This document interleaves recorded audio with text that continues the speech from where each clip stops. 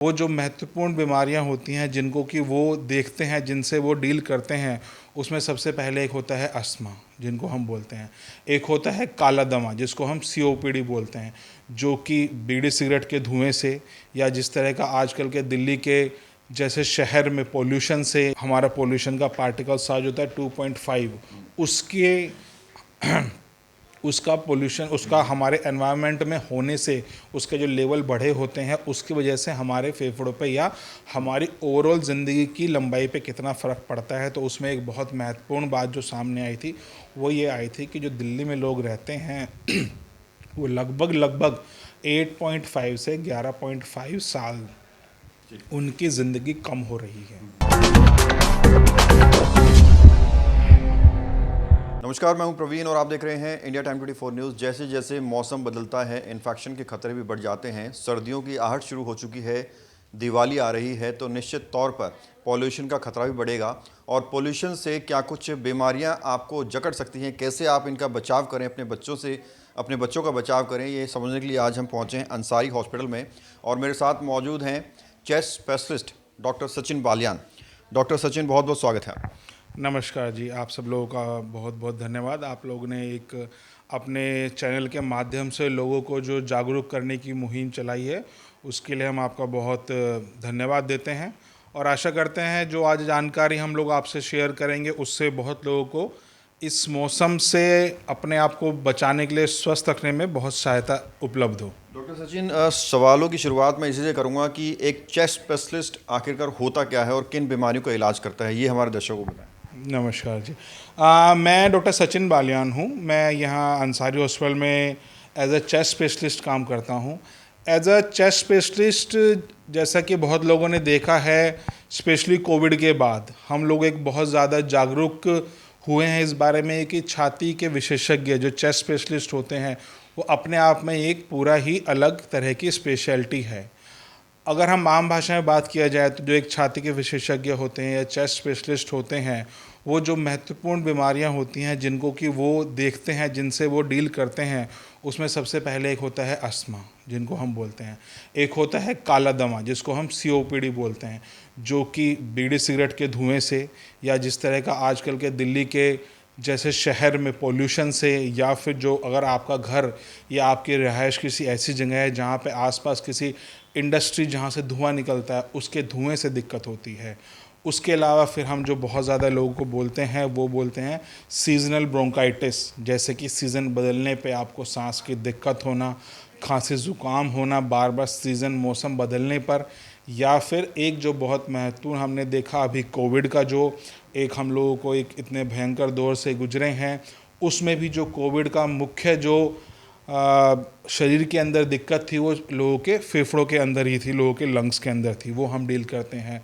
फिर एक बीमारी जो कि वर्षों से हमारे देश में चली आ रही है, जिसके लिए कि सरकार भी बहुत कार्यरत है, जिसको कि ख़त्म करने के लिए अभी सरकार का मिशन है नेशनल ट्यूबरकुलोसिस एलिमिनेशन प्रोग्राम 2025 तक, वो है टीबी की, जिसको तबैतिक बोलते हैं हम हिंदी में, जिसके लिए हर छोटे छोटे डिस्पेंसरी में डॉट्स के सेंटर बने हैं।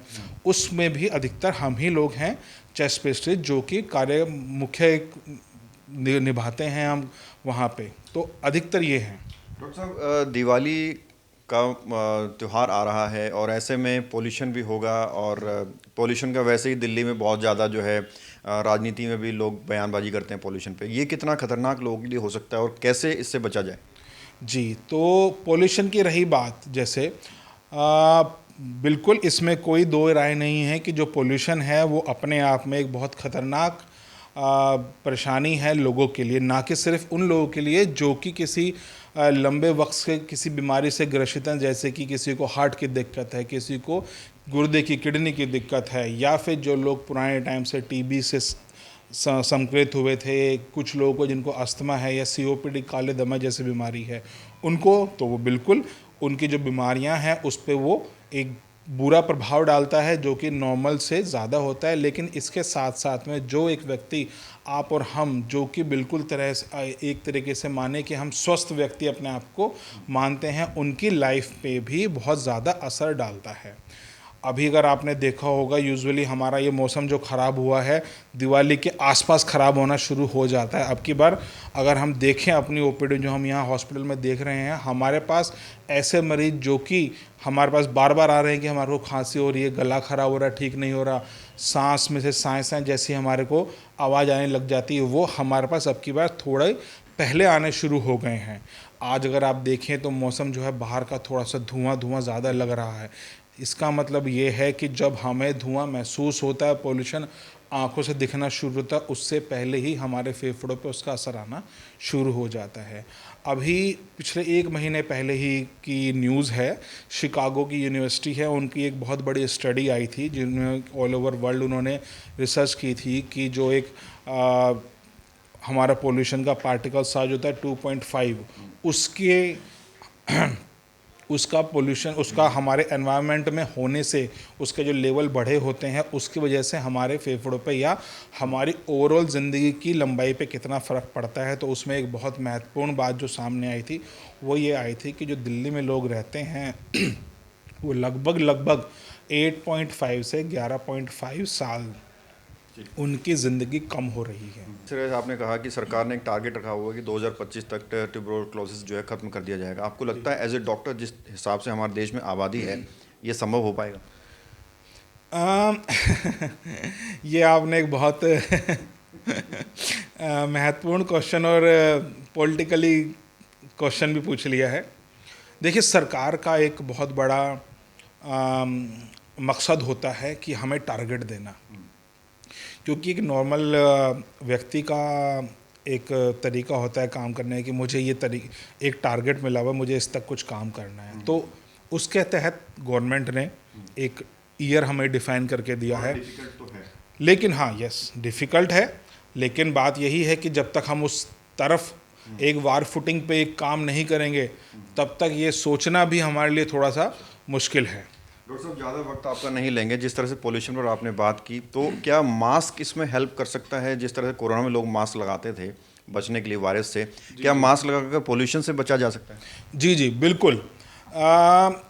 एक मोटी तौर पे कहा जाए तो जो व्यक्ति बिल्कुल स्वस्थ है, जिस व्यक्ति का बहुत ज़्यादा बाहर आने जाने का काम नहीं है, हम उनको सोच सकते हैं कि चलो आप मास्क नहीं लगा रहे, कोई बात नहीं। लेकिन जो व्यक्ति किसी भी बीमारी से ग्रसित है या जिस व्यक्ति को किसी तरह से फेफड़ों कोई दिक्कत है, उनको बिल्कुल मास्क लगाना चाहिए। हमें ध्यान रखना है कि हमें मास्क लगाना कौन सा है।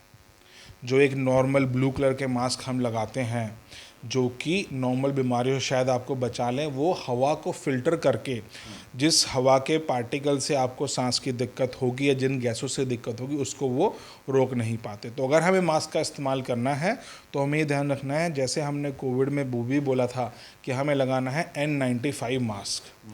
तो अगर हमें मास्क से बचना है पोल्यूशन से तो वो N95 मास्क होना चाहिए, एक नॉर्मल सर्जिकल मास्क या नॉर्मल कपड़े से उसका फ़ायदा नहीं है। पेशेंट इंतज़ार कर रहे हैं, ज़्यादा वक्त नहीं लेंगे। यहाँ अगर जो दर्शक आपको देख रहे हैं अगर मिलना चाहें अंसारी हॉस्पिटल में, तो आपका क्या कुछ टाइमिंग रहेगा और क्या कुछ फैसिलिटीज़ यहाँ है? जी, तो मैं अंसारी हॉस्पिटल से काफ़ी टाइम से जुड़ा हुआ हूँ। हम यहाँ पे अधिकतर शाम के वक्त मिलते हैं।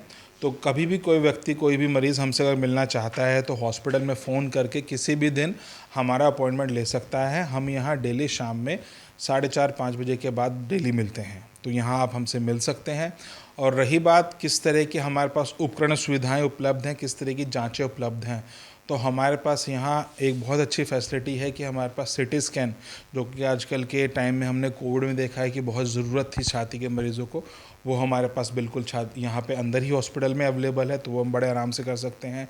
एक महत्वपूर्ण जांच होती है सांस की जांच, जिसको बोलते हैं PFT, जिसमें कि हम ये चेक करते हैं कि पोल्यूशन से या नॉर्मल व्यक्ति को सांस में कितनी रुकावट है, वो इस हॉस्पिटल में, अंसारी हॉस्पिटल में यहाँ अवेलेबल है।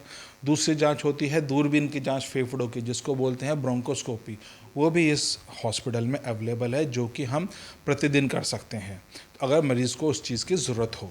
तो बिल्कुल सही बात है, हम आपसे मिलेंगे, पहले आपको देखा जाएगा कि किस आपको जांच की ज़रूरत है, और जिन जांचों की ज़रूरत होती है इस हॉस्पिटल में वो सारी जांचें, वो सारी सुविधाएं उपलब्ध हैं। बहुत बहुत शुक्रिया सर अपना कीमती समय देने।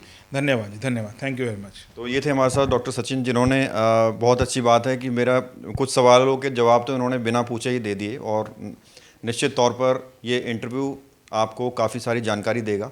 इसके अलावा कोई और सवाल है जो हमने नहीं पूछा, आप कमेंट में लिख सकते हैं। नेक्स्ट टाइम जब हम डॉक्टर साहब से मिलेंगे तो आपका सवाल ज़रूर पूछेंगे। कैमरा जर्नलिस्ट प्रशांत साथ प्रवीण, इंडिया टाइम 24 न्यूज़। खबरों से खबरदार रहने के लिए चैनल को सब्सक्राइब करें और प्रेस करें बेल आइकन।